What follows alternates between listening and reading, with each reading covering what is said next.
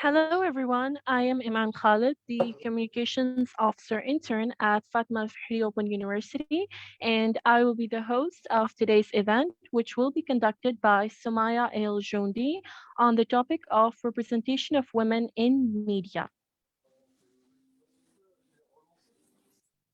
Soumaya El-Joundi is a journalist and an aspiring social activist based in Morocco. She is also the president of Chapter Morocco for an American organization called Unity for Equality. Soumaya has conducted numerous interviews and projects on the subject of child marriage as part of her year-end thesis, where she published her extensive research report on Morocco World News. She is currently pursuing her master's in mass media and communications.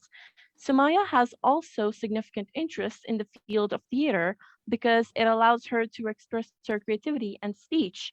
She enjoys talking to people, hearing their stories, and conveying them to the world. And now I will hand over the mic to Miss Samaya and she will begin her lecture. Thank you very much, Mrs.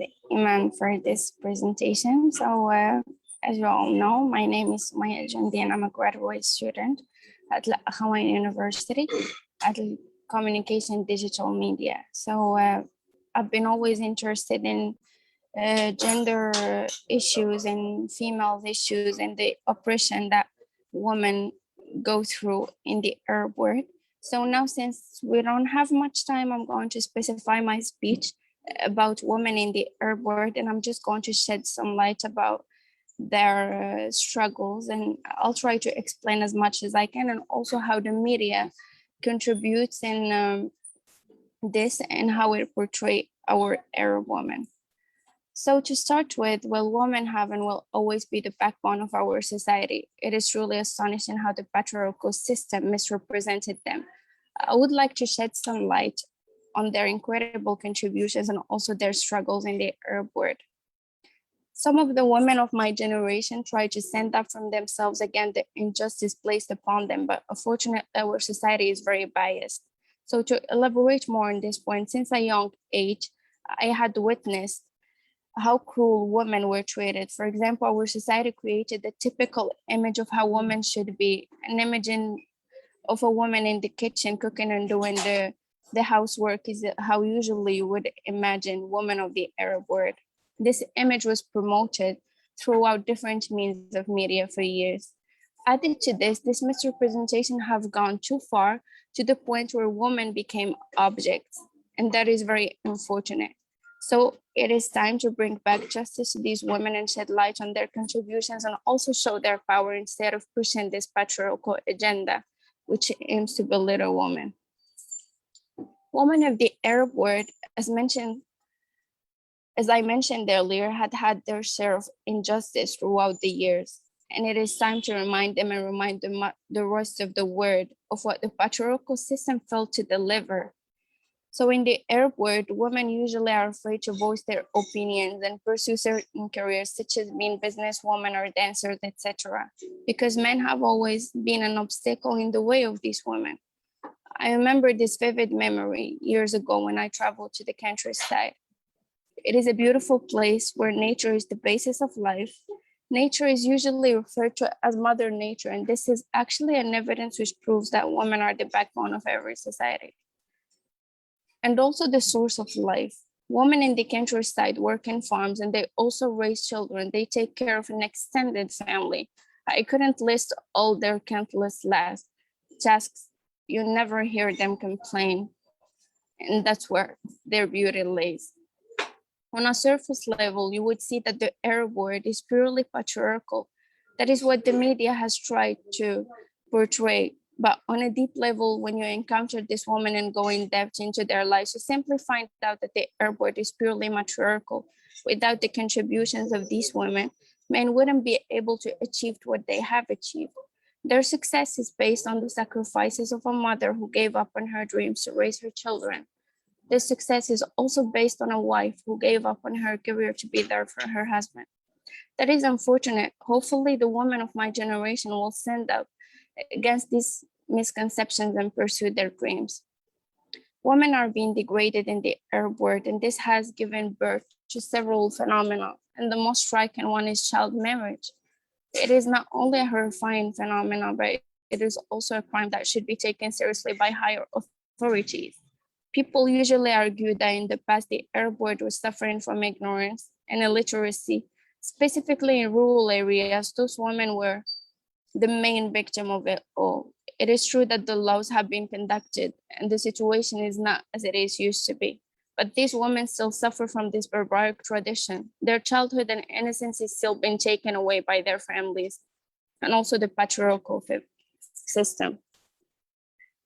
I had the pleasure and honor working on the issue on my end of studies project, as I had the pleasure to conduct interviews with these angels, the victims of this barbaric tradition so-called minor marriage.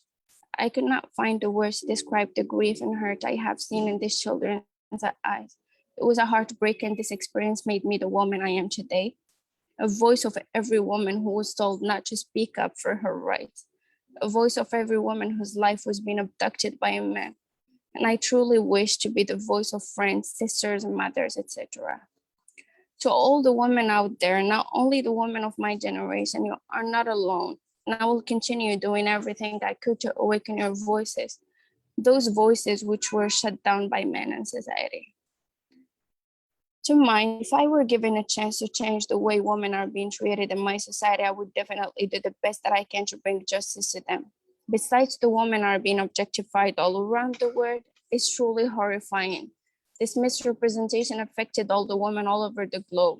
They are being used as merely sex objects, if I can say so, in ads to sell certain products, and they are also used to promote this agenda of unhealthy beauty standards by stripping their worth. And also to elaborate more on this idea, as have this tendency of promoting the image of beauty by showing skinny women, long golden locks and thin bodies.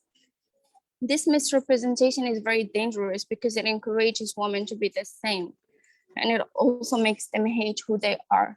And the aim of as to show the perfect woman, it tries to invite women to this perfect world which does not exist. This can be very dangerous, for it leads to suicide, depression, anxiety, and it damages women's mental health. And this actually, we do not suffer from it just in the Arab world, but actually it's an international dilemma. This misrepresentation has to end at some point. Women are far more than their physical appearances. Furthermore, women's intelligence is something that should be talked about more than their physical appearances. Added to this, women are also used about more than, rather than just their physical appearance. For example, if you go to cafes, to hotels, and so on, they are used to attract clients, either in the reception section in hotels where you find beautiful women dressed up a certain way. And also as a waitress, their boss tell them usually not to speak up when they get harassed. We also see this type of misrepresentation in video games when they are being degraded to their physical aspect. All these examples show how poorly women are portrayed, and it shows how their competencies have been neglected. So in order to prepare for this speech, I tried to gather information from all my close ones and surroundings, including my father, my brother, my mother, and my friends, as determine and specify where the issue is coming from. And I was shocked by the answers I received from them. In the past, I used to discuss this topic with my father and my brother. So as an attempt, I tried to change their way of thinking to no avail.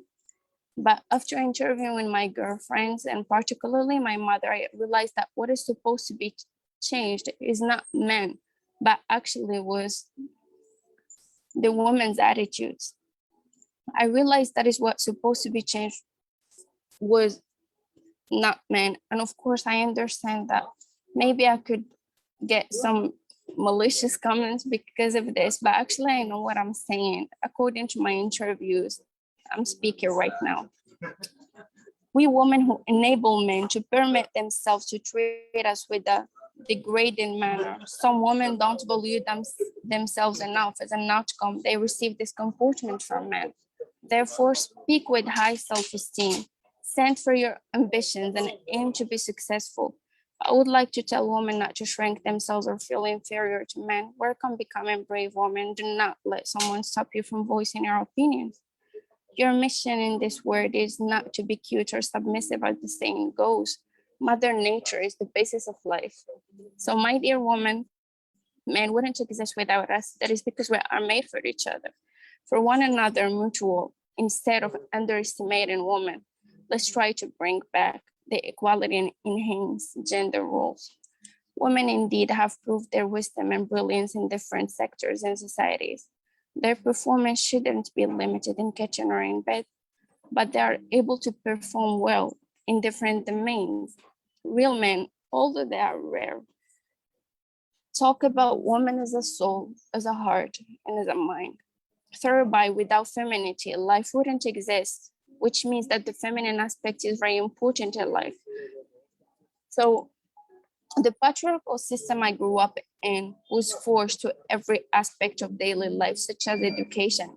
I and the woman in my society have been told to stay silent and not speak up because it is believed that a woman is not meant to speak up. Men had this luxury of living their life to the fullest, while women had a hard time living their life simply because we had no lives. Our being was owned by our families. We are supposed to be virgins and work for men, obey men. The inequality and injustice placed upon us is unbelievable. I hope this doesn't last for a long time. So to end my speech, women in the airport suffered from the injustice and patriarchy, and also from the misrepresentation of the media. I truly hope women will continue to bring back justice to their mothers and sisters and all the women who have been belittled by society. I, as a voice of women, my mission as a woman, as a journalist, as a human being, is to show how strong these women are. I myself have been targeted by this twisted ideology of patriarchy, but I always stood up for myself. So it is time for a change. It is time to bring back justice to us women. But the question to be asked, are we really ready for this change? Thank you very much. Thank you, Soumaya, for such a lovely lecture, and the information you provided was very excellent. And one of the comments that you got, they were not malicious at all. In fact, someone just commented and he just said, "I'm a man and I don't feel offended. In fact, I agree with you." And Okay. we have one question from Selma. She asks, what is the role of the government legislations and policies to solve this misrepresentation of women in the media? Okay, so in order to answer Salma's question, actually, we could say that one of the issues that we suffer from in the airport is that the law is very lenient with men. For example, if we take as an example child marriage, as I mentioned earlier, we allow a little girl, a child, 14 years old, to get married to a man old enough to be her grandfather, and also the law which allows it. But actually, the law says that we changed it. Now we have reforms in the law and everything, but actually, it is not applied because this is a crime. So what I can say is that the law is very lenient in these issues, and actually, it contributes much in the woman's situation, the Arab woman situation. And basically, my project that I'm working right now is that how the situation of the women have changed after the Arab Spring, where women have asked for their freedom, for equality, and for many things that women do not benefit from in the Arab world, but actually with no avail. How much we try to speak up and have female activists, but actually we do not get a proper solution to our issues. So all I can say is that the law actually contributes in this. I hope that this has answered your question, Salma. Thank you so much for your valuable answer. I'm sure you answered her question, and I have a few questions for you as well. Which female is your favorite TV personality? Any actress, any host, someone whom you believe is not just visually pleasing, but someone who is also very inspiring and motivating, someone whom you believe every young girl should know about, not just in the Arab world, but globally. Yes, okay. Well, there are many actually. There are many women who try to fight this patriarchy and the inequality. Well, I will talk about a woman that I actually respect a lot that we have just lost. Her name is Mona Tawia. I don't know if you know her. Well, she's I do Egyptian. know her. Okay, she's a female activist and she tried hard to make the situation better for women. For example, uh, gender mutilation. It is also a phenomenon that we still suffer from in the airport. But actually, I grew up seeing a lot of female activists. I grew up uh, watching a lot of speeches, for example, of Madonna. She was a singer, but still she was a woman that did not want other women to suffer the same as her. For example, Oprah. I mean, these are my idols, Rihanna. I mean, I grew up listening to these, but actually, I could say that Mona Tawi is my favorite, actually. Yeah, and as you mentioned, Oprah is also someone that I really like. Her story is really inspiring how she came from what background she came from and how much she attained in her lifetime. And my second question is, throughout your professional journey of being a journalist, interviewing children as a part of your year-end thesis on the topic of child marriage, were there any moments when you faced obstacles simply for being a woman journalist? If yes, then how did you overcome those obstacles? Yes, well, I could say that journalism it has a censorship. If being a journalist, you're not always allowed to say whatever you want, of course.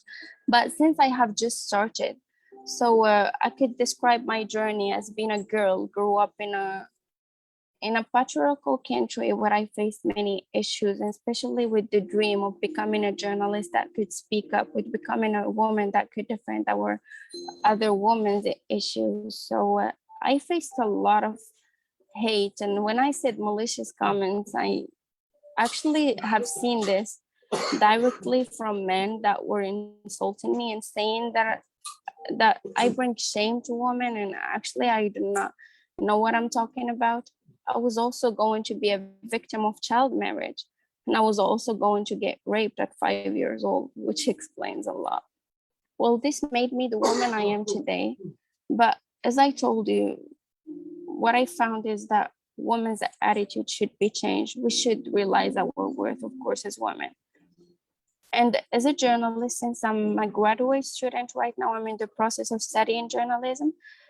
At first, it was just a dream for me. I thought that I can speak up and say whatever I can and whatever I want. But actually, when I studied, I found out that journalism is about censorship. There's always a boss that stops you from saying everything you want because the word doesn't allow this. And in fact, the issue of women is not just in the Arab world, but unfortunately in the whole world. We just have different angles to discuss the issue. For example, our law is very lenient with some issues, but actually in the Western culture or the Western countries are not like this, but it differentiates. Overall, what I want to say is that I'm sure that every single female journalist in the world has its own suffering, either they were from a man or from society. What message would you like to give to those young girls who are aspiring to pursue a career in the media field? My message to them is live the dream and let's all join hands to create a great society full of female activists that could defend and stop other girls from facing the same destiny as we have or as some of us had. So my message to them is that media is a powerful thing in our life. We are all affected by media, the media which shapes the society. So if we know how to use the media well, we will shape the society, and also we will be able to maybe resolve many issues that people couldn't do before. So I believe that we can do it if we join hands. And my message to them is that they have to realize their worth and know that if not for them, a lot of things would lack in our societies. Okay, Soumaya, thank you so much for taking out the time from your day to prepare this very informative lecture for us. We really appreciate your time and effort. So I don't have any more questions.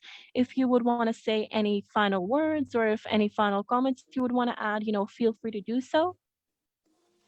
Okay, thank you very much for giving me this opportunity to speak up. Actually, I was a bit nervous at first, but now I feel very comfortable being surrounded by all of you. Thank you very much for valuing my lecture, and I hope that I have given you enough information that you have benefited much from this lecture. My aim is to give you a close view of what we live, but the most important is that we can join hands to make the situation better. So thank you for giving me this opportunity. It was a great pleasure. You're welcome, Samaya. And this concludes our lecture for the week. And thank you so much for all those who attended today. As always, the recording of this live session will be available on our official Facebook page. That way you can always watch it again. See you all next week with another speaker and another lecture. Thank you so much. Thank you very much. Have a great day. You too.